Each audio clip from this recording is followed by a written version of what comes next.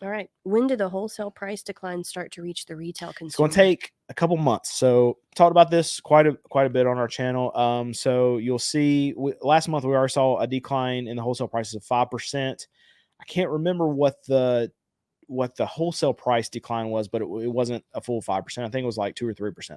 But as you see wholesale prices start to decline, you'll have a lag of probably 2 months, I would assume. We're already, because we're a really small business and we're able to like buy cars in the same week and then get them ready within the same week and then post them basically for sale the following week after we buy them. We're able to move a little bit faster than the market. So we're already seeing our prices come down. Me and Nate, my sales manager, we've talked about this for the last 2 weeks. Stuff that we were having to price for like $4,000 because we're buying it for $3,000. Me and Alex are now able to buy it between like $2,000 and $2,500. So we're able to price this stuff for $3,000, $3,500. So we're already seeing what's that? It's like a 25% drop in the prices that we actually have to sell to our consumers. Now we handle our pricing models a lot differently than a lot of other dealers. We're basing our prices off of what we actually pay for the cars, and that's why we are able to move our prices a lot more quickly than other dealers. Other dealers are going to be stubborn and they're going to say, okay, well, I sold this Honda Accord for $6,000 2 months ago. I can still get $6,000 for it now. And it's not the case. It's probably more like a $5,000 car at this point, but it's going to take them a month, 2 months to drop it maybe $500 every month before they find that magical price where people will actually start paying for it, or they're actually competitive with other dealers like ourselves that are actually moving prices down. So it's gonna be like a 2 month lag is what I would assume, because at that 60 days, at that 90-day time period, what you're seeing happen is that a lot of these floor plans are coming due, so they're going to have to drop their prices to actually get rid of vehicles so they can actually pay their floor plan. So a couple months. Actual question: trade in my vehicle now or wait until Christmas? So there's a lot of different people that are covering the car market that have, I won't say necessarily debate on this, but they have different opinions.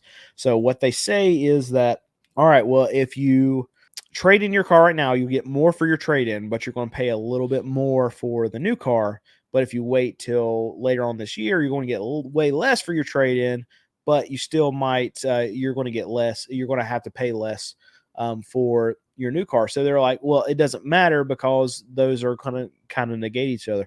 But what I think is that used car prices are going to stay more elevated than new car prices are towards the end of the year. So I think it's still going to be better for you to wait because I think it's not going to be long for these OEMs. They're going to have to start slashing a lot of their prices because they're not moving vehicles.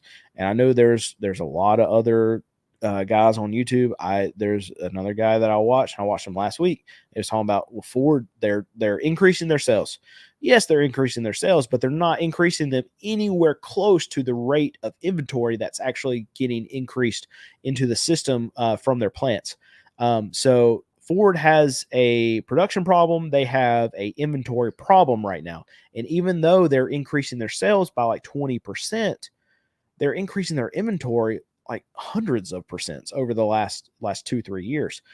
So they have a big issue, and they're going to have to start cutting prices because they have 2024s right around the corner that are coming out. So I really think you're going to get a better deal later on your new vehicle than you'll lose on whatever your trade value is going to go down. And that's my opinion. These other guys that are saying the opposite, they could be right, but this is what I think is going to happen. So you might be watching this and not even know this, but this is a brand new channel. So if you could do me a favor and hit that subscribe button, it would really, really help me out. Do you pay cash for your cars or do you use a floor plan? I do not use a floor plan. I don't like debt. We pay cash for it. And when I say cash, we write a check. We don't carry literal cash to these auctions. But it's not on credit. Yeah, it's coming out of our checking account though.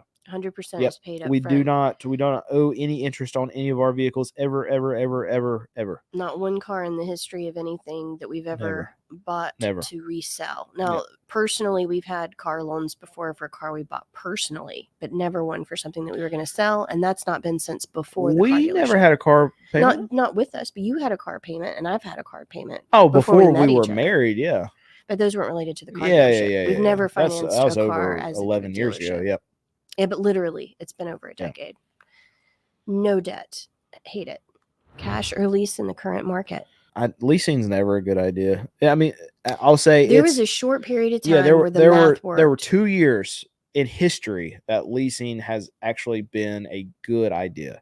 Those were the 2 weirdest years in the car market ever. Leasing is not a good idea. Do not lease a vehicle. Are luxury car prices going down anytime soon? Yes, they should be. Wife needs a car, trying to wait 4 to 6 months. We are cash buyers and willing to travel to buy it for a deal. Excellent, by the way. Is it best to email dealers through Auto Trader and negotiate that way? No, dealers are not really going to negotiate through any kind of online medium. Generally. Yeah, and they're not going to negotiate over the phone. They want to know that you're a serious buyer. They want you in their shop before they're actually going to negotiate. So no, it's I would shop, find the car that you want, the type of car that you want, and find 5 different dealers that have something very similar, and literally go to every one of them and get their best price, their out the door price. That's the only price that matters, the out the door price, and tell them, say, look, okay, I came to you. I'm writing this price down that you're quoting me today. I know that you want the money today or whatever, but I've got 4 other dealerships that I'm going to, and whoever gives me best price, that's the one I'm going with. So make sure you give me your best price, because I am going to leave with this price and I'm going to shop these other 4 dealers. And I really hope it's you that gets my business, because you're giving me what you're saying is your best price. But I want you to shop those different 5 dealers and find the best price of those dealerships. You're going to have to expand the range of where you're actually searching for these cars. But that's how I want you to look for a car. Have you tried mid-priced cars less than $20,000? Is it just the financing aspect you try to avoid when running your dealership? So what we like to do at our dealership is we serve a very particular customer. Who we serve is a customer that is maybe not in the best economic position, and they can't usually get a loan. They've already messed up their credit, or they're a customer that doesn't want to go into debt. And most people, as you know, don't have a whole lot of money, so they're able to scrounge up $3,500 to be able to buy a car. And that's the customer base that I want to serve. We could have cars that are $10,000, $15,000 on our lot, and we'd make a whole lot more money, but those customers really don't need to be helped. And what we want to do with our dealership is we want to help these customers that are underserved in the dealership community, at least, because a lot of dealers don't want to deal with this, because it's a lot of work to buy these cheap, high mileage cars and make sure they're right, and actually be able to fix them. And we have Alex is a mechanic. He is great at his job, and he's the one that makes sure that all these cars are sound and that we're able to get them to our customers. And because we have Alex on staff, and we can fix these cars a lot cheaper than a lot of other shops can, we're able to offer them to our consumers for a lot cheaper. And I don't want to have a product. I don't like debt myself. I don't have any debt. And I don't want to have a product where my consumer has to go into debt to purchase it. So that's why we keep the cars at the range that we keep them, is because we want to serve a customer that, 1, doesn't want to go into debt, and 2, is not being served really by any other dealer, because most dealers want to take advantage of them and charge them crazy amounts of money for the same kind of cars that we're buying at auction. And yeah, we're going to make less money on our cars. We're okay with that. Our price model is okay, sell in volume. In the case that we're able to just make like $800 to $1,200 on a car, we're still able to sell a lot of these vehicles way under market value comparatively to other dealers. And when we don't want to sell just one car to one customer, what we want to do is we want to sell that car to that customer, and then they're going to go tell everybody. So we're going to sell a car to that customer. We're going to sell a car to their brothers and sisters, their cousins. We're going to sell cars to their neighbors. We're going to sell cars to people at their church. We're going to sell cars to people at their community. And we see that a lot with our customers, because we offer this kind of product that no other dealers really offer. And because we're honest about the products that we have, we see tons and tons of repeat and referral customers. And I think I've checked our numbers.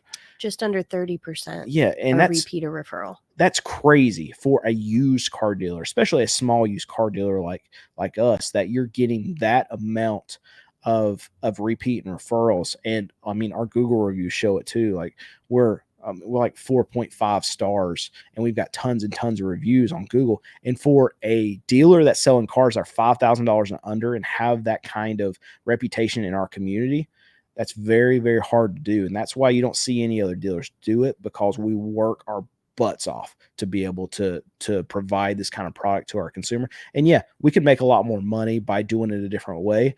But it's just not something that we've ever wanted to pursue. And yeah, it'd be easier too. But at the end of the day, it's more rewarding for us, maybe not monetarily, but for the consumers that we're able to serve, just seeing them be able to come in and buy a car for $2,500.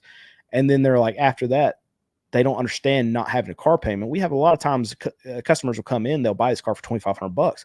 And then they'll be like, after they sign the paper, we hand them the keys. They're like, okay, when's my first payment due? And that's happened way more times than you would think, because they don't understand that you can just buy a car outright. They're thinking that they're going to have to continue to make payments on this car that they just paid outright for. And to see their face after we said, no, that's your car. I mean, you're done. It's yours. And it just blows their mind that they're able to do this. And we get a lot of customers that come in just off the street, and we'll look at our prices on our windshields, because yeah, we put the prices on our cars of what we're selling for, and we don't have any dock fees. There's no fees. The only thing that they got to pay is whatever they got to pay to the state. So you're going to have your tax, registration, whatever. But for them to see $2,500 on the windshield, and they come in, they're like, is this the down payment, or is this what it costs for the car? And we're able to say, this is what it costs for the car. They're immediately like, oh, I want to test drive it. And just to have that experience, and it just blows a lot of these consumers away. And that's why I'm in business. And that's how I want to continue to do it. Yeah, we can make a lot more money a different way, but that's not what we want to do.